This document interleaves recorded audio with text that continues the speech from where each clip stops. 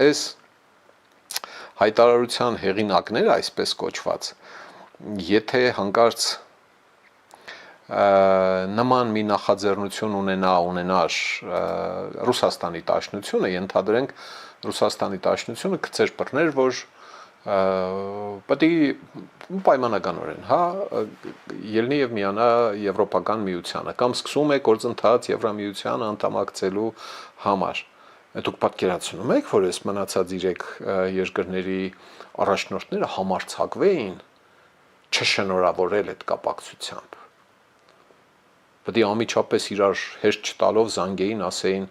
շնորհավորում ենք Վլադիմիր Վլադիմիրովիչ, լավ կեղնի դուք անդամակցեք, մեզ էլ հետները տանեք, չէ՞, մոտավորապես այս լոգիկան էր լինելու։ Այսինքն ստեղ պախանության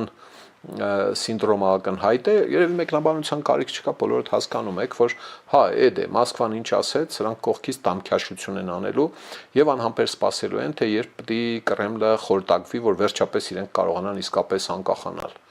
Համիլը բերեք տրամաբանեք, էլի, հա, Չինաստան, Հնդկաստան, Ղազախստանի արանքում, Ուզբեկստանի հետ գտնվող Ղրղստանի ինչ շունն է սատկել անընդհատ լինել կերի Կրեմլին։ Եվ Ճոմարտ Տոկաևն է հասկացել, եւ նույնիսկ Լուկաշենկան է հասկացել, որ այդ վիշապը նստած սաղից արուն է խմում, էլի մոտավորապես այս տրամաբանության մեջ եմ տեսնում ես սա։ Կանչել ասել է, դե բերեք այդ հայտարարությունը ստորագրենք, բան, դեռ ասել են, հա, միջներից երևի 1-2-ն էլ տամ են քաշել, չեմ նայել իհարկե ես այդ նիստի տեսագրությունները, այդքան առողջություն չկա, այնպես որ բան է, այս վիշտը ամբուժելի ցավեր է պատճառում сранц,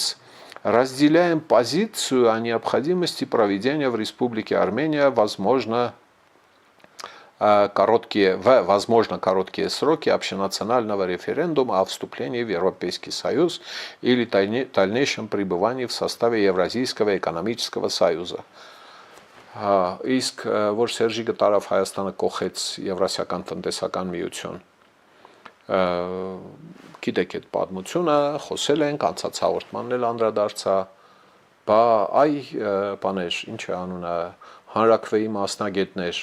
հանրաքվեի կազմակերպման քարոզիչներ, բան չէիք ասում, այս ինչ է կանում այ մարդ։ Հայաստանը ինչի հանրաքվե չի, նույն Վալոդիգը, ինչի չասած, հանրաքվեն չի չառաջարկեցիր Սերժիկին։ Սերժիկը գնաց այնտեղ դեմերես բոլորիս աչքի առաջ խապեց,